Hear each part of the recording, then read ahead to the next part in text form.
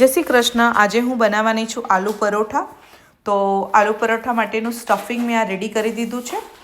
તો આલુ પરાઠા તો બધાના ઘરે જ બનતા હોય છે, પણ હું જે રીતે સ્ટફિંગ બનાવું છું એની હું રેસીપી તમારી સાથે આજે શેર કરીશ. તો મેં આ જ પેનમાં 3 થી 4 ચમચી ઓઇલ લઈ લીધું હતું. ઓઇલ ગરમ થાય એટલે એની અંદર રાઈ અને હિંગનો વઘાર કર્યો હતો.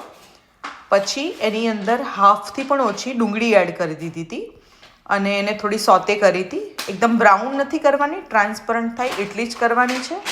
અને એની અંદર આદું અને મરચાંની પેસ્ટ એડ કરવાની. અને પછી એ બધું સરસ સોતે થઈ જાય એટલે એની અંદર આપણે બધા મસાલાઓ કરવાના છે. તો મસાલામાં ધાણા જીરું, હલ્દી, મીઠું અને લાલ મરચું પાવડર આટલું એડ કરવાનું. પછી એને બરાબર થવા દેવાનું, મસાલા બરાબર સાતળવાના.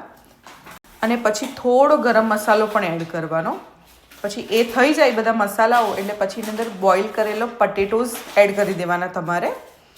અને પછી એને બરાબર મિક્સ કરી લેવાનું. અને એન્ડમાં એની અંદર સારો એવો ધાણા અને ફુદીનો, ફ્રેશ ફુદીનો લેશો તો ટેસ્ટ એનો વધારે સારો આવશે. તો સારા એવા પ્રમાણમાં લેવાનું ધાણા અને ફુદીનો, એ એડ કરી દેવાનું.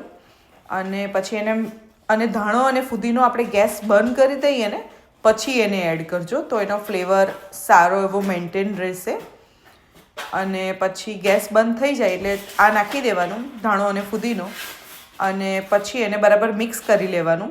અને પછી સ્ટફિંગ ઠંડુ પડે પછી એને પરોઠા બનાવવાનું ચાલુ કરવાનું. ગરમ ગરમમાં નહીં બનાવવાનું, નહીં તો એ પછી બધો પરોઠાની બહાર આવવા માંડે ને એવું થાય. તમે થોડું ઠંડુ પડશે એટલે તે ઘટ્ટ થઈ જશે સ્ટફિંગ, એમ રની જેવું થોડું પણ નહીં લાગશે.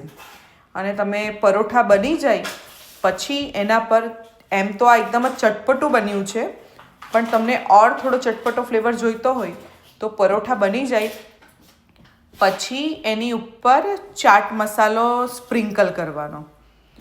તો બહુ જ ટેસ્ટી એવા સરસ પરોઠા બનીને તમારા રેડી થશે. તમે મારી રેસીપીથી એકવાર ટ્રાય કરી જોજો, તમને ડેફિનેટલી બહુ જ ગમશે. જો કેટલું સરસ આ સ્ટફિંગ દેખાઈ રહ્યું છે, તો ટ્રાય કરજો. Thank you.